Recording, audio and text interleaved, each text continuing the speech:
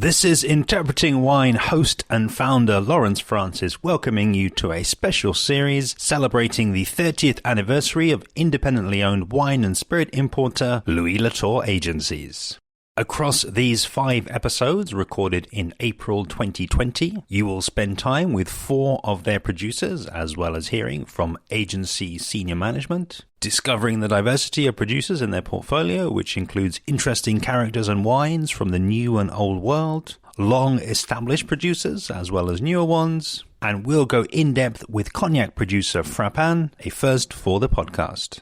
To go along with this series, Latour Agencies are very generously running a prize draw featuring a case of 6 wines from the series. To enter, you need to be on their mailing list before 9 a.m. on Monday the 15th of June 2020. The winner will be drawn and announced on the Latour website on the afternoon of Monday 15th of June 2020. So do be sure to use the link below to sign up and for full prize draw terms and conditions.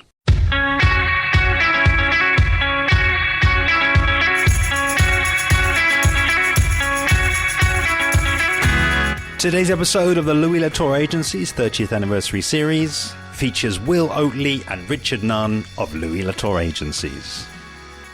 They kick things off by giving us a virtual tour of the company and its 30-year history, unpicking the company's foundations and giving insight into its longevity. Before going into a tasting of 2 wines chosen by the pair, we taste the McHenry Hohnen Hazel's Vineyard Chardonnay 2014, followed by the Latour Ardèche Chardonnay 2017, before discussing media and technology over the 30-year course of the business, and finish up by talking adaptations and how they see the market coming out of the current health crisis. Enjoy! I suppose it's fair to say that Burgundy is something that's run through the bloodstream for quite a long time. My career effectively began back in the early 80s at a company called Hedges and Butler, which was based on Regent Street. And that was a wonderful old wine company, had incredible stores, incredible cellars. And we were very fortunate in that our Christmas party wines were something that were pretty spectacular. And I remember the first wine that I tasted was a Coton Charlemagne. And that gave me a great love of Burgundy. I spent a few years there and then was lucky enough to go out and work for Maison Latour out in Burgundy in the late 1980s. And it was a wonderful job that involved looking after some great people from all around the world, winemakers, members of the press, importers from all around the world. And that just developed the love and the passion even further. I was able to spend time working in the vineyards, pruning during the harvest. And then that just led on to other opportunities around the world, I suppose. So having met and looked after some New Zealand and Australian winemakers, I was fortunate enough to get a job in New Zealand working the harvest at Villa Maria with Kim Milne. And so I completed the vintage there. In fact, I think I did manage to complete 3 vintages in 12 months. I did a vintage in France, in Alsace, and then in New Zealand with Villa, and then went on from there and worked with Zelma Long and Paul Hobbs at Simi Winery in California. So that was all great, but I felt I couldn't spend my life just wandering around the world having a great time making wine. So I came back and it just transpired that Maison Latour were looking at opening up their own subsidiary in the UK to go out on their own, having been part of a very successful business called H. Parrott & Co., which was part of Clicquot. They decided to do set up their own business in the UK. So I returned to France and then helped start the company in July 1990, 30 years ago, which is sort of one of the things we're talking about today, is our business that's been going for 30 years. My father was always very passionate about wine, but initially he always used to buy Liebfraumilch, Blue Nun and Peace Porter back in the day for my grandmother. So I never quite understood the magic and the attraction of wine until much older. So it was when I was late teens, I think we had a Christmas when my father dug out a bottle of 1982 Chateau Chardonnay, which was pretty life-changing. I realised that wine was, a really magical thing. And then we had a blind tasting of Sauterne versus Tokay versus Vin de Constance, which weirdly enough I ended up selling for 11 years. And Vin de Constance was just, knocked the other two, into touch. So I started to really realise that actually there was more to wine than Blue Nun. Then I went down to Chile and I was a teacher, an English and sociology and rugby teacher at an English school, a Colegio Británico in Santiago. And they, all my friends around me who I lived with were all, this is in 1995, was just at the beginning of the exponential curve of the Chilean wine trade. And the guys I was living with, they got me into wine and they got me really enthused and I really understood, really what wine was all about. Albeit, the Chilean wines in 95 weren't nowhere near as exciting as they are now. When I came back, I sort of vowed that I would then go into the wine trade. So I started working for a company called the General Wine Company in Lippic. And I was working in retail for a bit and then I went into their wholesale arm. And due to my connections from Chile, the wines were called Viña Biscurt, who were imported by Wigan Wines, who had connections with Hans Astrom and Jeff Merrill and Doug Merrill. I ended up working my first London Wine Fair, 1998 at Olympia. And the room then was full of smoke, mainly from the Italian and French sort of areas. And I went out to dinner that night with Bob Willis, Roger Davis and Ian Botham, all friends of Jeff Merrill. I remember phoning my mother the next morning and saying, "Mum, I'm going into the wine trade." And she went, "Good on you, son." So from then I basically went to work for Moet Hennessy, which was a fascinating experience. They were still an incredible company, awe-inspiring, the way that their marketing team is like a machine. And I sort of extracted as much training as possible from Moet Hennessy because they were very generous in sort of investing in the staff. And then I got headhunted rather by Menzendorf, and sort of worked my way up through the ranks, initially looking after East Anglia, then into London. Then I was regional sales director, then sales director on the board. And then, I wanted the next step. So in 2013, after 11 years of weirdly selling Klein Constantia Vin de Constance, which was one of the wines that actually got me into the trade, which is a bit of a quirk, I went and joined Latour Agencies, and now been there for 6.5 years. It's been I haven't really moved around that much, but it has been, a fantastic experience working for a huge company like LVMH, then a mid-sized company, Menzendorf, and then joining Latour, with a fantastic group of people, a really wonderful portfolio of agencies, and very much, the company's in the ascendancy. So we're in a good place, and a good place to face the challenging times ahead. Before we kind of get bang up to date, I guess, and look at the state of the company now and try these wines that you've chosen, is really just, I think, a note on career progression. I mean, potentially kind of, putting aside everything that's happening at the moment now for a moment, because there are obviously going to be many repercussions that we don't, I think, yet completely understand. But I'm just curious, do you see the question to both of you, really? I mean, do you see that kind of career progression that you've had, and was that kind of the norm, or was that typical of the time that you were sort of coming through? And are there any particular differences that you see in the way that people who are working under you and the people you see working around you now in the wine trade in the UK are sort of coming through and going about building their careers? In answer, I think the opportunities are most definitely still there. It would be easier to say that, there were greater opportunities, when I started 20 years ago, because there's been a lot more consolidation, in the past sort of 5 years. So, you could argue there are less companies and less opportunity. But I think, if you do have a passion and enthusiasm and a drive, then I think there's opportunity for anyone. The wine trade in general is certainly not an easy place to be. Margins have been squeezed, definitely sort of in the off-trade over the last 5 years. And the on-trade, again, there's more consolidation. There's composite wholesalers who are picking up 100% lists, and there's less opportunity for mid-size specialists like us to get a part of an on-trade list. But yeah, I think the opportunity is still there. Career progression is definitely still there.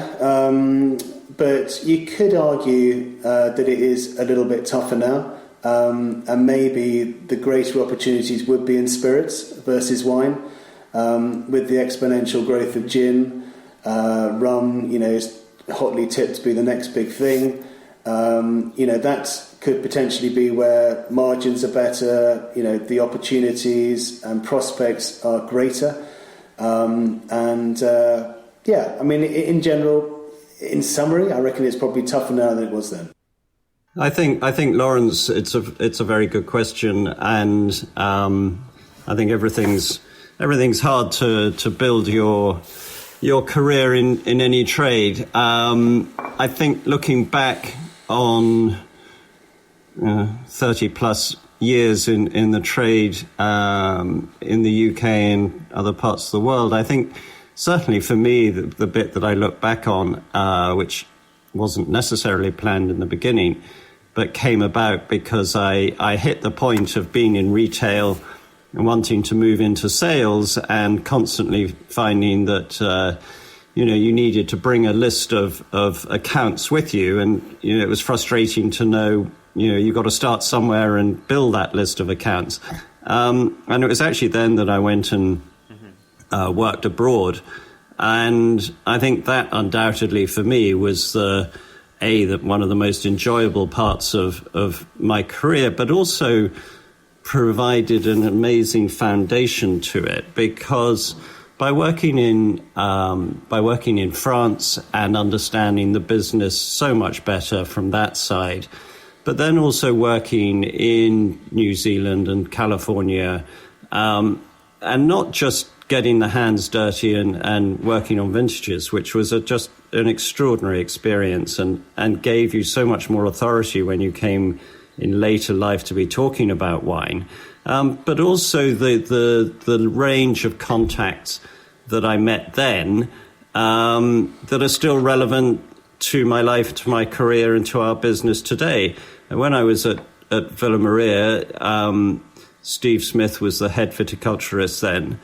And since then, we've worked with Steve when he was at Craggy Range, and we're working with him again now in his new project, including Pyramid Valley and his own wines. He's making Smith and Chef, and that's somebody that I met in 1989, and I'm still working with today. So I think for me, it was one of those sliding doors moments where you go one way or you go another.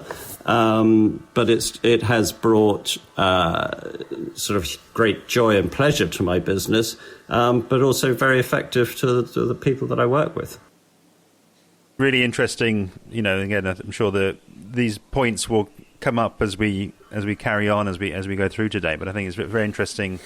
You both kind of pointing out, potentially, I guess that there are other routes, that that there's is not necessarily just one route there. Will you bringing up the sort of spirit side, which I know for reasons of having covered it through the podcast and explored that and covered some of that here. I know that there's obviously related opportunities going there, and your point, Richard, around diversity and potentially, I guess, building good relationships. They're always going to build you in good stead, and I think also what I see more and more is the wine world and the trade, if you like, is a small area, and I think we can sometimes think that it's such a huge part of the economy, and it's obviously a huge part of our lives, but you often do find yourself crossing paths with those people further down the line. So I think, if the more friends that you can make, then the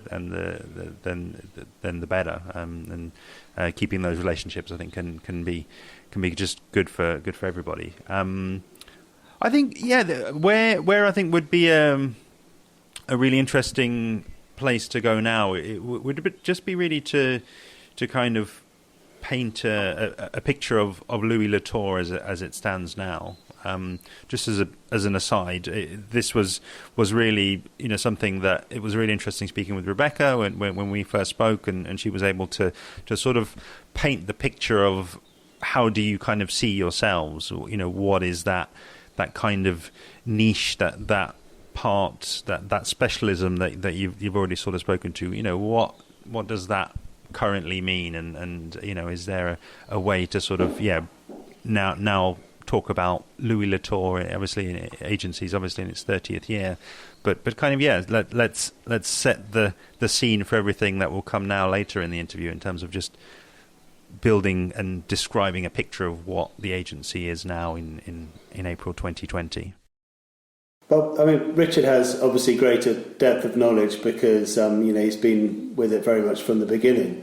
But I think it's quite reassuring and quite, not unique, but quite rare that a company like Latour Agencies is still very much based on family values, family ideals.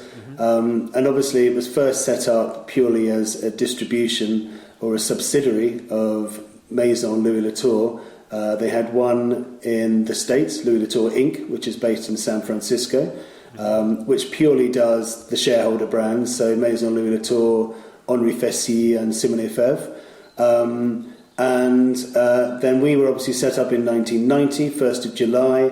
And as Richard mentioned earlier, it came out of H. Parrott, and Latour Simone joined in 2003, or rather Maison Latour bought them in 2003, and then they bought Fessy in 2008.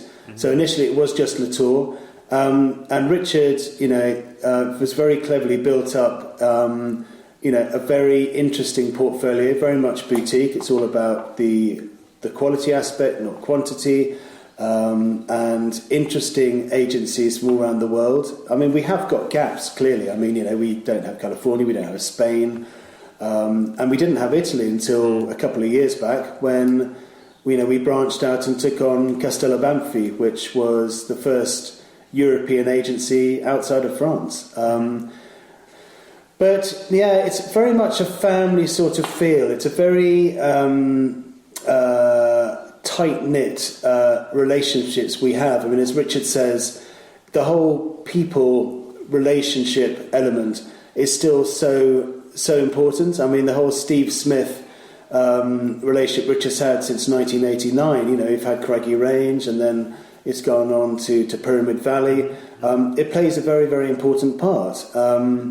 And we do tend to focus on, if we are taking on a wine, we tend to focus on just one winery from that country. We don't like to confuse the issue because we want to have 100% focus on that winery and their portfolio, which means there's no sensitivity when it comes to, taking on, Banfi's wines from Piedmont because we already have an agency from that region. So we tend to be quite picky. We're quite fortunate that we get approached regularly by other agencies, other areas looking for distribution. But I think, as mentioned in my questionnaire, but I think that the biggest coup for me, and maybe for us, was Gosset and Frappin joining in 2015, because we've been looking for a champagne house for quite some time, and it was just finding the right fit with the right credentials, the right background, history, provenance, and Gosset ticked all those boxes. So they joined in 2015, and the current situation aside, where champagne sales would be at best lackluster, we have seen a slow and steady growth since 2015, which contradicts the rest of the market, which champagne has been having a fairly tough time with this sort of inexorable assault from the sparkling wines, the Proseccos, the Cavas. So champagne, has had a fairly tough time of it.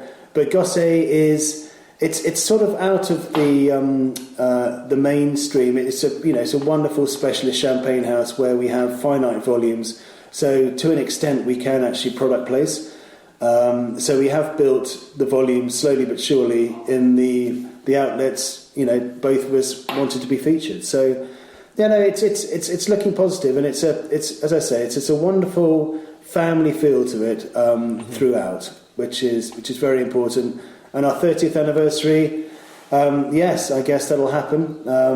Who knows when, but it's scheduled for the 1st of July, but that'll be postponed hopefully until all this madness is over. I think it's a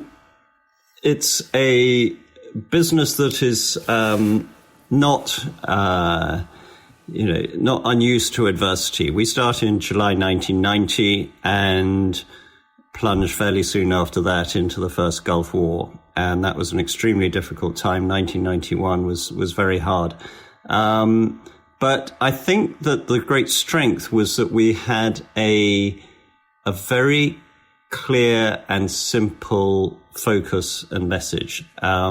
We were just dealing with the wines of Maison Louis Latour. So that in itself made it very simple to be talking to our customers and what we wanted to achieve and what we wanted to do with them.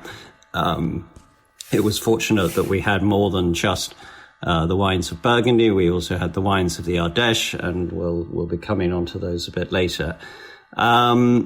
So it was a very tight offering. I remember our very first London Wine Fair. We have been at the London Wine Fair every year for 30 years. Our very first stand at the London Wine Fair was just part of the French area. We just had one small little shell scheme, and we were pouring 2 wines. It was a very simple offering. But we've then slowly built up the business, as Will said. There was no need, there was no rush to try and form a huge, great portfolio. We had the time and the ability to bring things on that worked for us. So initially it was 2 wines from France, Louis Méttereau in Muscadet and Domaine Michel Red in the Loire in Pouilly-Fumé. And then we slowly expanded out from there, and our first New World wine agency was from New Zealand.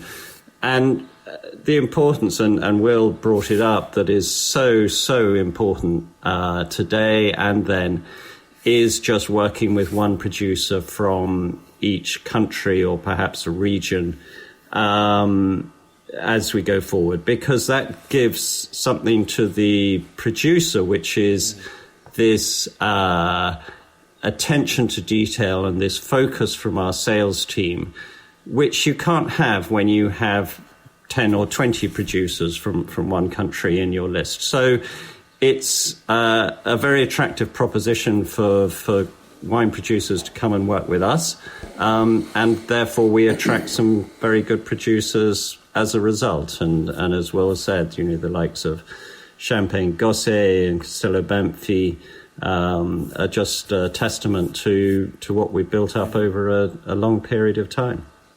There's so many additional questions that I could sort of ask, but I think, it sounds, maybe there's a touch of modesty coming through, but I think, to survive and thrive through all of these sorts of rocky situations, I think is testament to a well-run business as well, isn't it?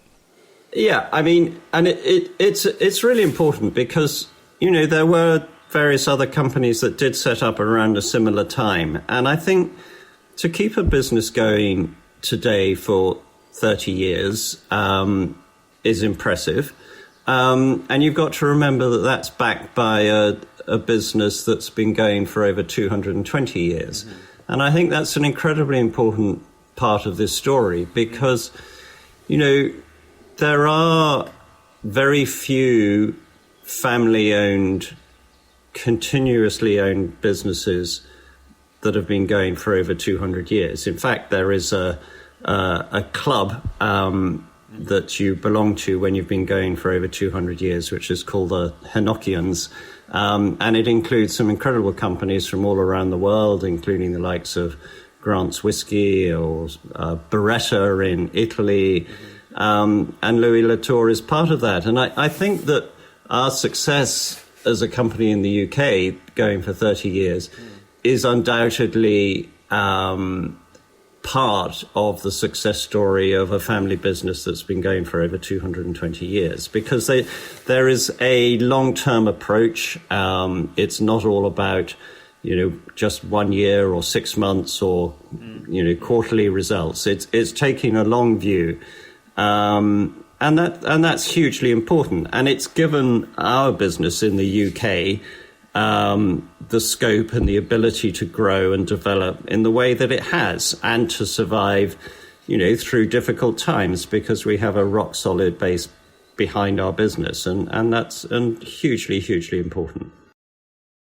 Essentially, what I was hinting at there with a little bit of the modesty. I mean, I think, you know, one of the things that really came up in the conversation and with Rebecca and the kind of the research that I've done is that, yeah, maybe there are some producers who are that you've got in the portfolio who are kind of working in a way that a lot of other importers are kind of making a big song and dance about. You know, if you want to call them sort of, you know, potentially low intervention, or have been working organic for many years. And yeah, I just wonder, you know, potentially is there something to add there, just in terms of maybe something in the portfolio, or sort of a line running through the portfolio, or any individual producers that, you know, might potentially surprise people, and maybe isn't always first and front of mind when people think of the agency.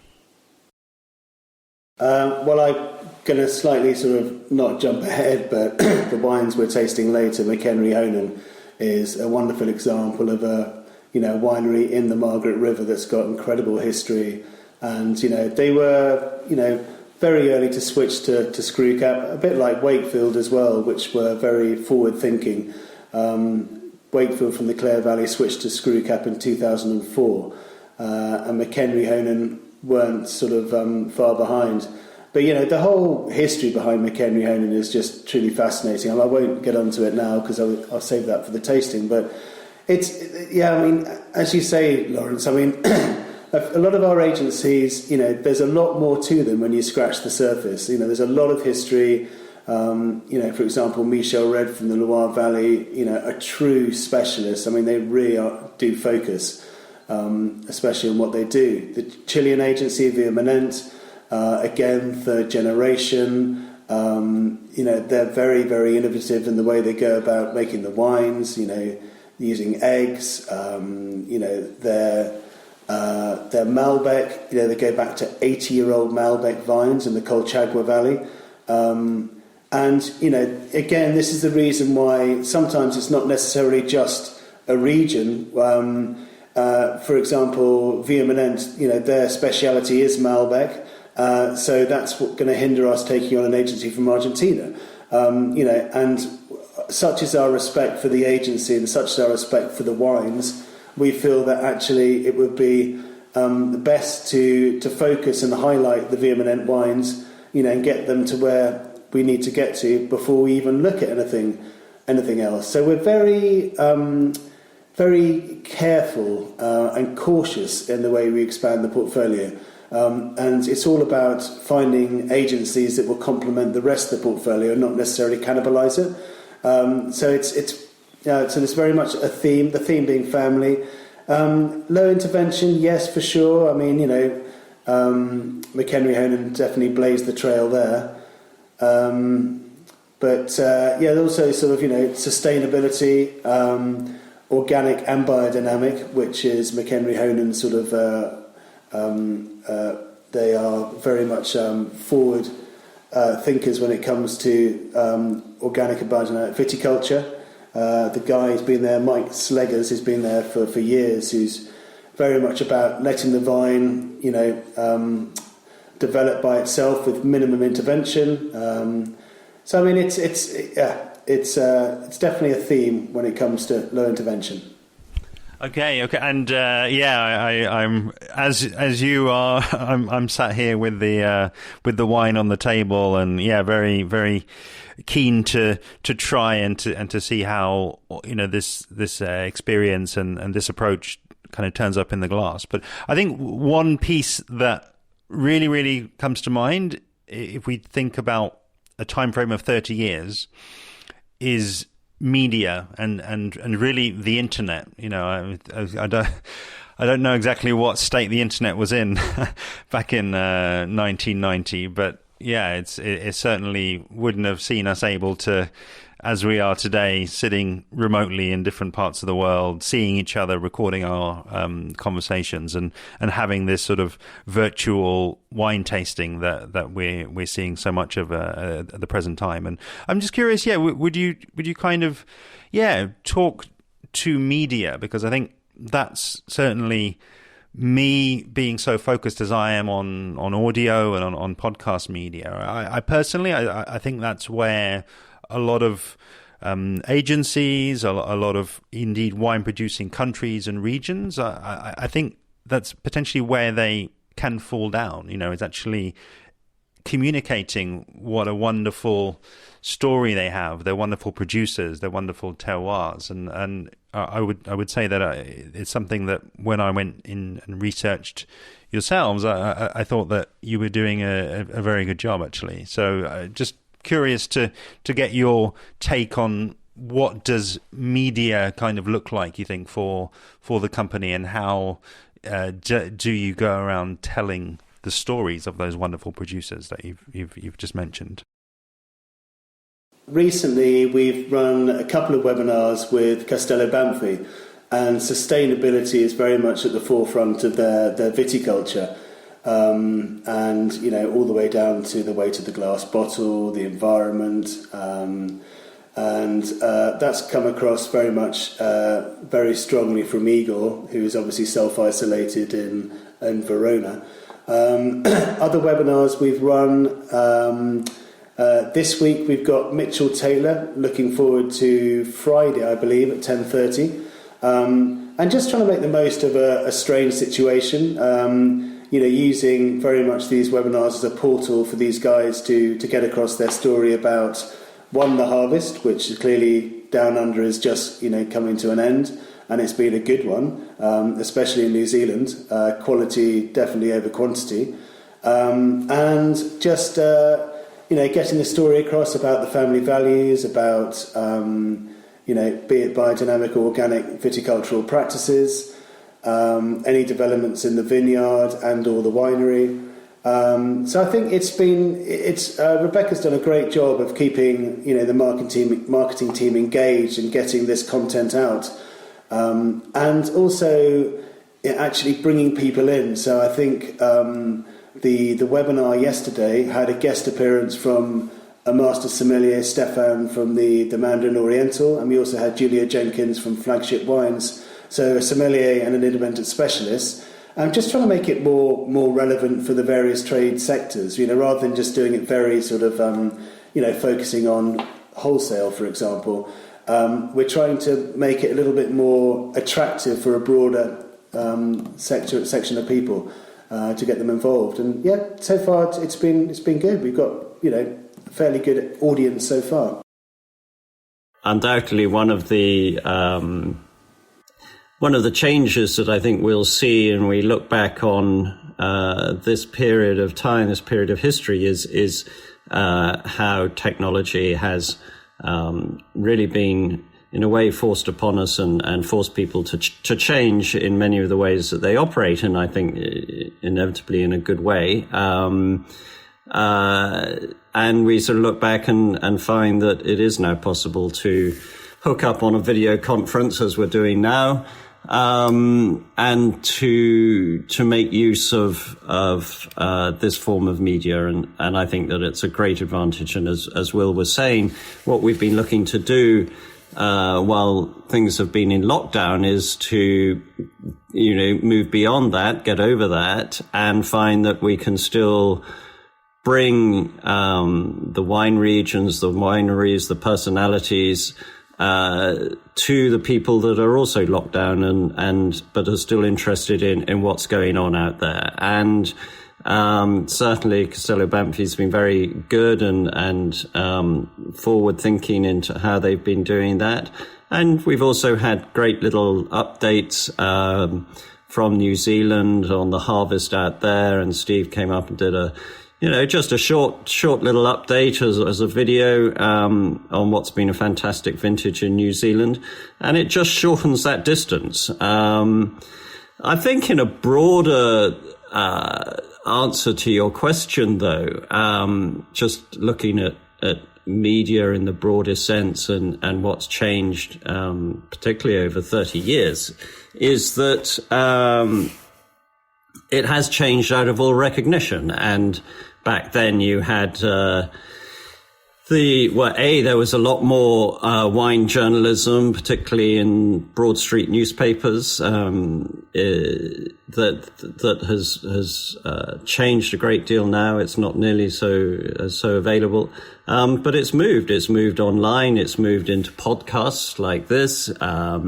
Everyone, in a way, can be a journalist and a reporter, and that's fantastic, because we see people writing about harvests that they're doing in different parts of the world, and it can all just be put up straight up there for somebody to read, listen to, watch. And I think that in a what can be a sometimes confusing world of wine, is just bringing these wonderful stories, these very personal stories, to an audience that wasn't imaginable 30 years ago. So I think it's fantastic, and I think it will continue to expand, and people will be able to pick and choose of all sorts of stories that they can listen to, be involved with, and share with others. Right, okie dokes. So McHenry Hohnen, it's the Hazel's Vineyard Chardonnay 2014 vintage. I chose this wine because, one, they are a really iconic producer out of Margaret River. There's so much history behind them. And also because I was very fortunate to be at a tasting recently back in March with Murray McHenry, who came across, and he did a vertical of these Hazel Chardonnay from 2007 through 2016. So 10 vintages. And it was just absolutely extraordinary how fresh the wine remains under screw cap. Clearly it's a no-brainer when it comes to screw cap. The wines were, the 2007 was still live and really fresh. McHenry Hohnen themselves, two guys, Murray McHenry and David Hohnen. Murray McHenry started as a hotelier and a retailer in Perth. And then David Hohnen, a legend. He started Cape Mentel, and at the time, Murray was buying Cape Mentel wines from David, and David Hohnen went on to sell Cape Mentel to McHenry, and then he went down to New Zealand and started a small, relatively unknown winery called Cloudy Bay. Then Cloudy Bay blossomed to the huge global icon it is now. He then sold that to McHenry as well, and then moved back to Margaret River to start this business, McHenry Hohnen, with his then brother-in-law, Murray. So the farm itself, it's 100% biodynamic, which is, fantastic accolade. As I say, Mike Sleegers is in charge of the vineyards. The property itself is 85 hectares, of which 40 hectares are under vine, and only 3 hectares are Chardonnay. So the actual winery itself, the winemaking facility, is actually at Hazel's. A few things about the wine itself: wild yeast, minimal sulfur, no filtration, and obviously minimalist intervention, which I mentioned earlier. The vineyard is quite unusual because he was talking about how the Western Australia, they focus on a Bordeaux climate, so Semsauve and Cabernet Merlot, and in actual fact it could be leaning itself more to Mediterranean, so hence why the Hazel's vineyard is quite unusual, because it's got 8 different varietals planted on the vineyard. It's got Chardonnay, Zinfandel, Tempranillo, Cabernet Sauvignon, Merlot, Grenache, Petit Verdot, and Mataro, aka Mourvèdre. So he did used to make a sort of a GSM blend. He does some single vineyard Cabernet Sauvignons, the Rolling Stone, which is very much his pinnacle wine. But the 3 Chardonnays, single vineyard Chardonnays, are Calgardop, Burnside, and Hazel's. Hazel's is named after his Murray's mother. And the wine itself, if you have a taste, the connection between this wine and the Grand Ardèche is same oak. McHenry Hohnen used Latour oak. So Latour are a big cooperage, and they ship a lot of oak barrels out to various parts of the world. Just to give you some names of people they ship to in Western Australia: Shaw and Smith, Bird in Hand, Taylor's Wakefield are one of their biggest customers, who obviously are part of the agency. Mosswood, Stella Bella, Howard Park, Plantagenet. This is to name just a few. So they are, and there's Kumu River in New Zealand, who use Latour oak as well. So it's that medium toast. So it's not too powerful. It's quite integrated, and with the additional bottle age, we're currently on the 2017 for Hazel. So 14 is just beginning to show, how it does evolve, and albeit, clearly it would evolve a lot slower than a Burgundy. And it's the freshness and the acidity is all going to be kept in the bottle. It's just that slight evolution gives it a little bit more butteriness on the palate. It's just a little bit more broader, a bit more rounded. You get those vanilla coming through, acacia. It's, for me, a really outstanding Western Australian Chardonnay.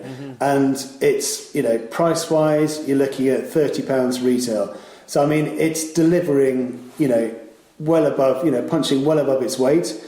Food pairings-wise, I think because it is quite it's not powerful, because the oak, sometimes when you have something like a Courton Charlemagne, the new oak can be a little bit aggressive in its youth, but this has had a bit of time to really sort of soften, broaden. So I think, yes, it can go with the obvious things like, chicken, veal, fish, seafood. But personally, at this stage of its evolution, I think it's like a really meaty fish, like monkfish or cod or something which, it's got the grip and the power to stand up to a fish that has got, a bit of weight to it too. And then, if there was like a rich sauce, it's got the acidity to cut through that as well. So I think, it's a versatile wine, but I chose this because I was absolutely astounded, as I said, by this vertical tasting Murray did. I mean, the wines were just absolutely stunning, and, will remain stunning for quite some time to come. What would also just, maybe help to flesh this out a little bit for myself is just a little bit more really on the climate and on I guess the specific site where we kind of find ourselves in, because I'm personally not overly familiar with Western Australia, so I think that would be very helpful. A bit more around the situation there. Sounds fascinating. It's south of the Margaret River. It's a north-facing vineyard. The soil is red loam and laterite gravel soil. And they actually do a Chardonnay called Laterite, which is the blend of these 3 single vineyard Chardonnays, which is at a slightly lower price point and both sort of fighting. So it's red loam, laterite gravel soil with a clay base, so it's free draining. Climate-wise, with global warming, it's clearly getting hotter and hotter and hotter in the Margaret River. So, initially you could argue that it was more suited to Bordeaux. Now you could argue that it's shifting more towards the Mediterranean type, hence why he's got the Matara, he's got the Grenache, Tempranillo. So it's. I mean, when it comes to heat-wise, I mean, the proximity to the ocean isn't that far. I think it's about 8 clicks, about 8 kilometres. So it's not far away. So they do have that cool breeze coming in. So hence why they are still able to grow Chardonnay. Yeah. The Burnside Vineyard, which is one of the oldest vineyards in Margaret River, alongside Vassar Felix. They have terraced vineyards actually along the Margaret River, so they've got the cooling influences from that river to keep the grapes cool at night.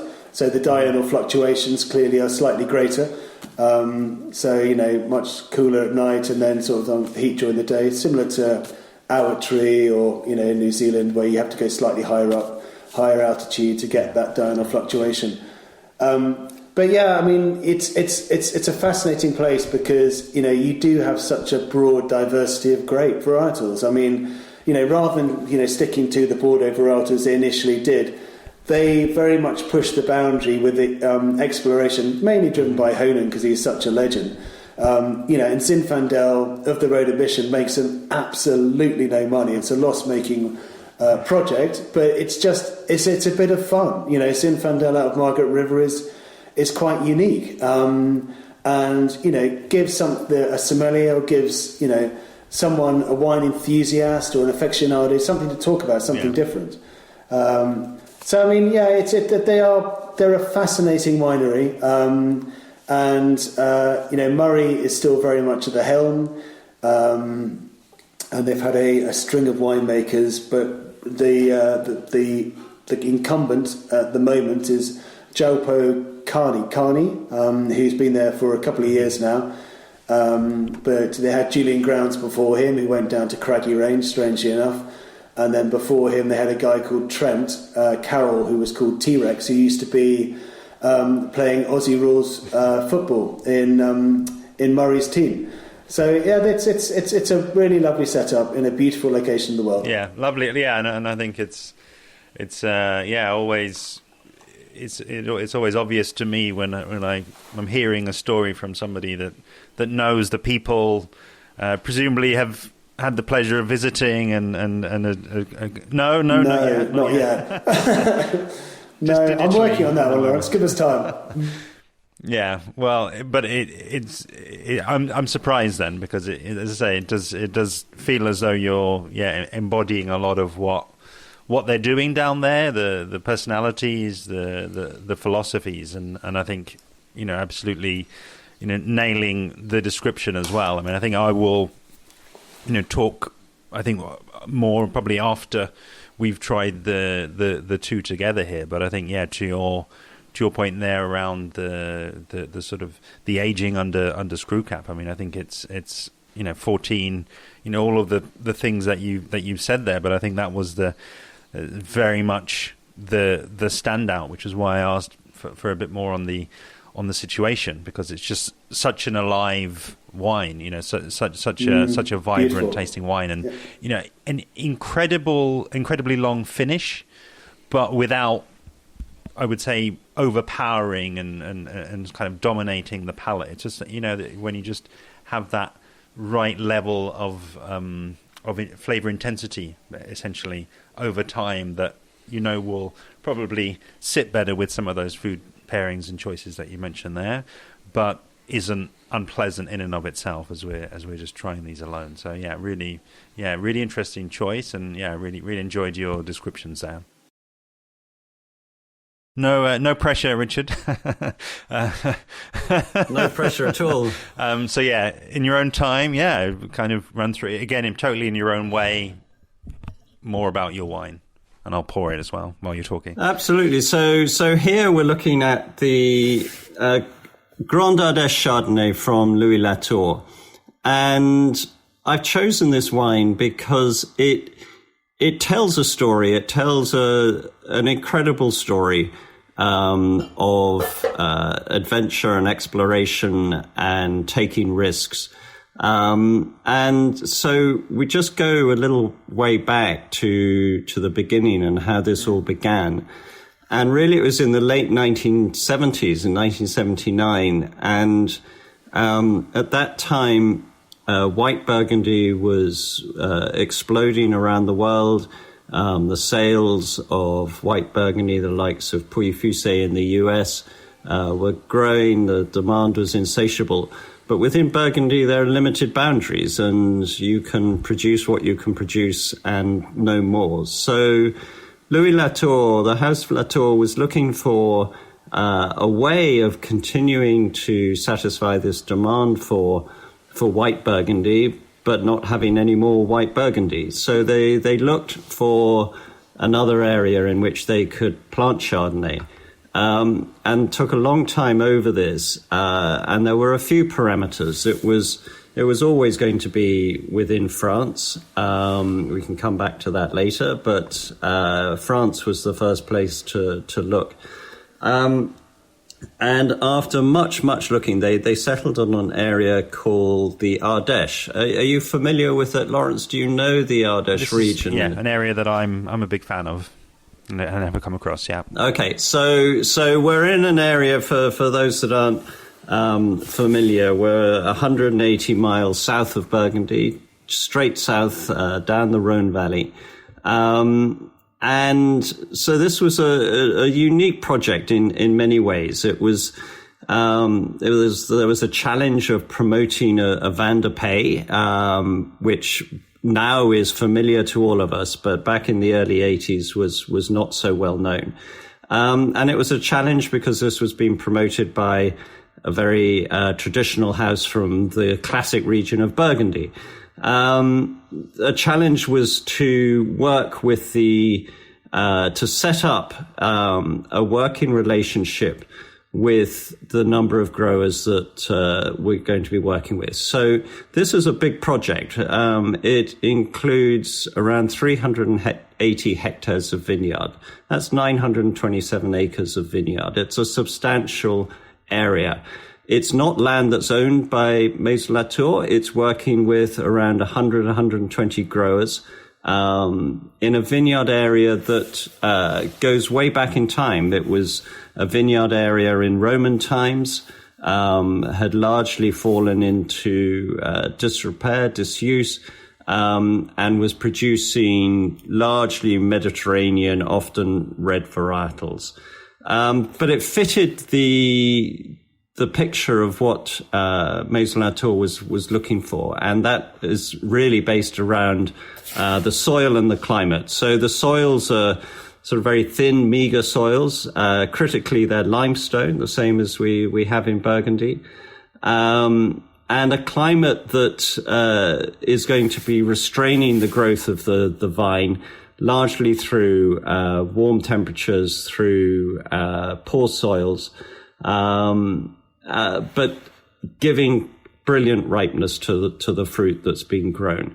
There's no irrigation. So it's very traditional farming, and very traditional winemaking. So, the first vintage was produced in the early 80s. And that was a very modern wine that was, cool fermentation, in stainless steel tanks, was using natural yeast. And the critical thing is that the growers that we were working with were paid on the surface area of the vineyard. They were used to producing some very high yielding crops, and the change in philosophy here was to be producing a yield of around 45 hectolitres per hectare, similar to what we get in Burgundy, to maintain the quality of the wine. So it was a truly remarkable thing to do, and it caused, in a way, a lot of controversy at the time that a very traditional house like this was in a way setting out to produce a wine outside of Burgundy. You have to remember this is before Burgundians were growing grapes in Oregon or in Burgundy or in South Africa or any other parts of the world. So it was quite surprising at the time. So it's, as I said, it started with a stainless steel cool fermentation wine, and then the natural progression was to see if the quality would stand up to barrel fermentation and barrel maturation. And that's the wine that we have here. The first vintage of this was in 1988, and it was remarkable from the very beginning. So this is a selection of grapes. It's from the best sites in the area, in the Ardèche. So it's hand-picked. It's natural yeast fermentation, and it is 100% fermented in barrel, and then aged in barrel. And whereas it used to be in the first few vintages 100% in new oak, that's now been balanced out over the years so that we have a balance of 1, 2, and 3 year old oak barrels. So this is a classic wine. It's made exactly as in the same way that Louis Latour are making their Grand Cru Burgundies, but from an area that's 180 miles south of Burgundy.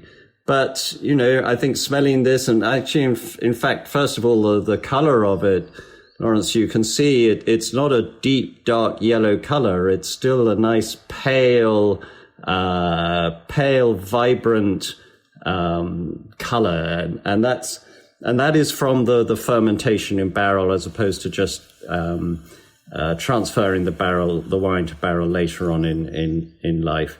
And just smelling it, you're getting that hint of that classic sort of toasty, yeasty, brioche-y character coming through on the nose. But it's certainly not something that's shouting overpowering amounts of wood. There's something that's very appealing to it, but it doesn't go, gosh, this is just a huge oaky wine. It's not at all. And then on the palate, I think one of the things that immediately comes to the fore here is the wonderful acidity that comes through in the wine. You've got all those luscious layers of sort of vanilla character coming through. You've got all the fruit there, but you've got this wonderful balance of acidity, which to me is so important, because otherwise you're left with a wine that can be just a bit flat and flabby. And it's this acidity that is key. And part of that is, yes, we're a long way south, but we're also high. The vineyards are up at 270 meters. So there's altitude here, and it's cold. I mean, it is possible to still have a frost in the springtime in the Ardèche. And that's just maintaining this wonderful crispness and quality to the wine. And for me, it's it's a wonderful wine. It goes with so many different things. It's I think, incredibly good value for money for what it is when you take in the fact that it is using 100% barrel fermentation and maturation. And it just covers so many different bases. It is a food wine for me. Definitely it is a food wine, because it has that richness and texture, that makes it go with so many different things.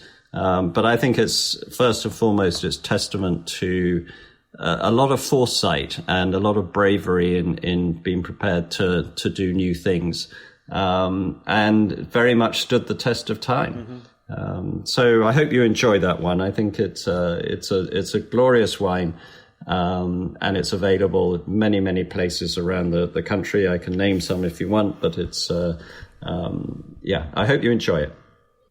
Yeah, I mean, and we'll obviously include the links and detailed locations on the website of the wines, and yeah, absolutely, totally. First of all, again, loving your descriptions. I think that's one of those things that wine has always been for me. It's been the kind of vessel by which I can travel and be taken back in time, as you've sort of illustrated there, where the decisions and areas where wine is coming from were perhaps looked upon as being totally radical or totally counter to the market back 30 years ago, and these things have, as you say, stood the test of time and are still making wines that are sort of as delicious and as approachable as this one is. I think it's I think you're making my life easy. Well, you've not. I think what's interesting about it, Lawrence, as well, is that it's and it's something that's talked about a lot today with investment in new areas and support for farmers, and but this was something that 30 years ago, 40 years ago, really injected a support into an area that was of rural France that was undoubtedly facing challenging times. The Ardèche is a very remote area. It's a very hard area to farm, incredibly stony, rocky, volcanic soils in some areas. And this was a big investment. Louis Latour built a state-of-the-art winery there in 1986. So everything takes place on site. The grapes are grown there, the wine's made there. Everything happens there. And it was a great statement of intent for other wine areas of France. And we've seen many of those grow and develop over the last 40 years. But this was a big project back then. And it still has a huge relevance today. And I think that care and investment and the Maison Latour's gone on to follow that on by producing a amazing wine in the south of France in Provence, the Valmoisine Pinot Noir, to show that there are other areas and that, yes, we might be a very traditional Burgundian house, but there is the Ardèche, there is the Valmoisine, there is the Pierre Doré that's been made near Lyon. So, you don't have to go out of your own country to make great wines. I think the only point that I would add on there is that essentially for all of what you've said there about the back end of the company, not sort of competing in regions or countries, at the end of the day, it's all around what the portfolio is, I think, and what is essentially given to those suppliers and then what is given to the customer. So, two wines that, very different locations that they're coming from, doing different things. I think the Western Australian wine there shows more warmth. It's got more depth and probably needs food of a different sort of level of complexity to work really well with it, to the point you made earlier, Will. And there again, the Louis Latour, the Chardonnay younger, obviously, cleaner, clearer, lighter looking wine, as you mentioned before, Richard. But again, just an absolute pleasure to drink. A real sleeper of a wine is an expression that I like to use, and versatility. This is the wine that, it's tasting great now by itself, but I feel like as though it could well be sort of elevated into a different realm, where you get this into the hands of a sommelier, where you get to a decent restaurant, or indeed, as we're doing at the moment, we're cooking and ordering these foods directly in, and just something that's going to potentially carry you through the midweek, but then also into the weekend, into those sort of barbecue and outdoor al fresco dining and drinking that we're hopefully got coming up later on in the year. I was actually just reviewing the questionnaire, and I feel like this would actually be, and of course, building on the context given by these two wines just tasted, I think it would be an interesting link to talk about I guess the kind of near future, really. I'm noticing you both mentioning in the questionnaires around, themes that come up were potentially around consolidation, potentially the impact of the current situation on retail sales and those sorts of shifts. So, I would really just invite you both to sort of open up that seam, really. Again, referring back to as much or as little of what you've spoken about previously, as to what are the sort of the changes, what are the trends that you both foresee in the coming months, really, and in the light of the situation that we're in now, and how that's affected your business. Well, I think, to be honest with you, it's the key to adapt and adapt quickly. I mean, there's always, in the greater scheme of things, a company needs to adapt with the times to keep fresh and keep contemporary and keep relevant to the market. But recently, it was just the speed that coronavirus was upon us. Companies had to make some pretty radical structural changes overnight to survive. And, we're fortunate in a way because, we are small enough and versatile enough to make those changes pretty quick. But, the bigger companies like the Latour Agencies, the Bibendums, who are so heavily dependent on the on-trade, you've got to feel for them. And, you hope they come out the other side. But, I mean, how we've changed, I mean, we've made small tweaks just to try and support the on-trade. I mean, we've obviously extended credit because they desperately need the support to help cash flow. We'll take wine back when we can to help them. With regards to minimum drops, we always used to have that set in stone, but we've revised that and cut it in half. So we tried to help them. We're trying to help the independent specialists who are very much obviously switched to online. So we're trying to give them wines in a relatively small and compact format, so they can sell those through to the end consumer. But I mean, how this changes the trade, I mean, it's fascinating because to be honest with you, you've got to beg the question: do you need office space? I mean, I've been talking, daily to all principals, agencies, to the likes of yourselves, Lawrence, to the team, and this can all be done so effectively remotely, albeit a little bit impersonal.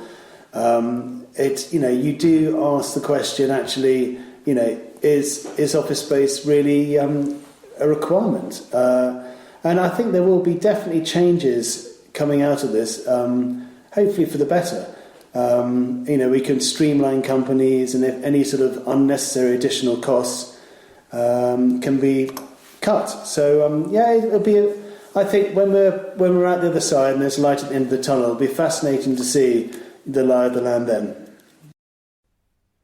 I think there will undoubtedly be a lot of change. I think I'm very positive in my outlook, and I think there'll be a lot of change for the good. I think that something we've noticed over the last few weeks is perhaps a bit more understanding between people. I think that, and in a way it came through in your conversation with Dawn as well, that there's perhaps an outbreak of kindness that people are finding, that they do need to support each other, and perhaps in a sort of roll along business when everything's flying along fine, it can be easy to forget that side of it, and it's just another wine supplier, or it's just another shop, or it's just and no, I haven't got time to talk to you, I'm incredibly busy. And I think perhaps this is a time that people have paused a bit and realized that as a trade, it's a symbiotic relationship, that we do all need each other. We as a wine agency we need people to buy our wine, and retailers and restaurants and hotels need somebody to do a good job in supplying wine for them and finding interesting people to bring wine to them. And I just see more of that coming through now, and as Will said, talking to people a lot more, be it on the phone, through a video conference, and seeing how we can work together and seeing how we can help each other through this. And I'd like to think that that's something that will continue. At the end of the day, business is business and always will be. But I think there might be a greater understanding for all those people involved in the different parts of the trade, that it only takes a very small tilt of the axis for this to change in a major way. But by helping each other, by, as Will was saying, by, supporting the people that we work with, that's good for them and vice versa.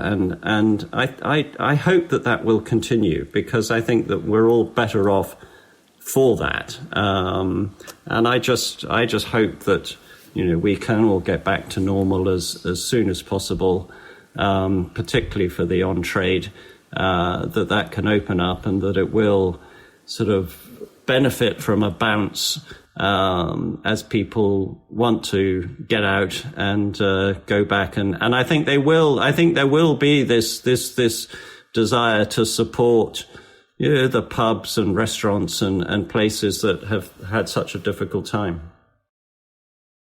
I mean, what is interesting is that Maison Latour, to their full credit, they only shut for just 2 weeks.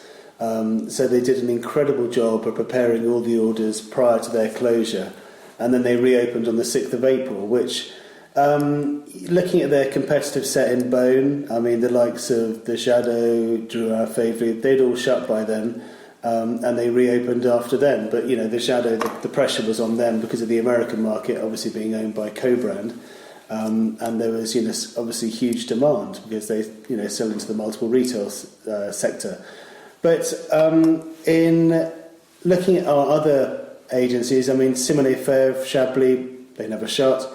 Vidal Fleury, they never shut. They've done an incredible job at, dealing with a very difficult situation and making the required changes to, to function, to operate, and hopefully they'll come out stronger the other side. So I mean, yeah, it's a massive challenge down there, and I think France is very much back to full speed now. Economically they had to make the alterations to get everyone back to work. So yeah, I think. Production-wise, we were relatively lucky, and we were very fortunate to have the guys who really did step up and make sure if there was a closure, it was for the least amount of time. Lawrence, I think you need a big shout out really for our friends in the Southern Hemisphere who've been dealing with this while trying to bring a vintage in, and I mean I think that's incomprehensible.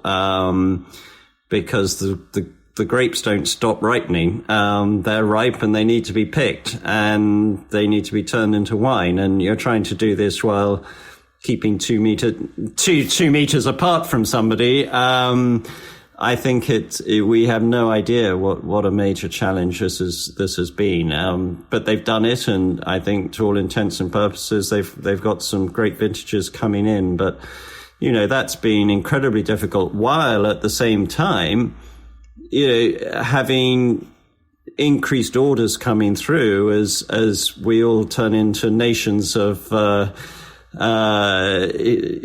drinking lots of wine at home and bringing the party home. So, there's been increased demand from retailers. And again, a big sort of congratulations to all the freight forwarding companies that have managed to transport this wine around the world and get it into the retail places where everybody's been snapping it up. So, and it's something that probably none of us think about as to how the salad gets onto our table or anything like this. But it's been an amazing challenge to bring in a harvest, export wine, bottle wine, export wine, and get it onto a shelf in a shop in the UK. When we've been going through this extraordinary time. So yeah, it's been amazing. And I think people, again, part of this, what we'll see as a plus side coming out of this is these stories will be told and people will be more aware, I think, not just in wine, but in everything that they food wise, that where it comes from, and that there's a life attached to it, that somebody has been involved in making that bottle of wine or in farming that produce that they've been buying. I think that groundswell was beginning, that interest that people had. But I think if we tell these stories, that there are real people, who put that bottle of wine on a table in a restaurant or on a shelf in a shop. I think that's hugely important, and it makes it more fun. You know, we tell a story about McHenry Hohnen Chardonnay or a Chardonnay grown in the other hemisphere, the Grand Ardèche Chardonnay, and there are stories behind all of these. And I think that, you know, this is bringing it full circle to your question about media. And what you're doing is it hopefully brings some of these stories to life because they're fun, they're interesting, they make what we're drinking hopefully more fun and enjoyable as well. And, you know, at the end of all of this, and there will be an end of all of this, we're incredibly lucky in that the product we work with, we can pull a cork on and celebrate that. Thank you so much, Will and Richard. I think you did a fantastic job of setting things up for the series and referenced a couple of guests who I'm looking forward to sharing later on in the series. Do see below for information on the wines that we tasted, with links to the tech sheet pages on the Louis Latour Agencies website for both wines. Below that are the websites for McHenry Hohnen and Louis Latour. And below that you can find the link to sign up for the Louis Latour Agencies mailing list, which, as mentioned at the outset, includes a prize draw for 6 wines from the series. The next episode of the series, episode 408, will feature Cristina Mariani May of Castello Banfi. To subscribe to the podcast and to learn more about potentially sponsoring a series of your own, do be sure to head to interpretingwine.com. And while you're at it, I'd love to have you following along with me on social media, where I'm at Interpreting Wine on Instagram and Facebook, at Wine Podcast on Twitter, and email hello@interpretingwine.com. See you next time.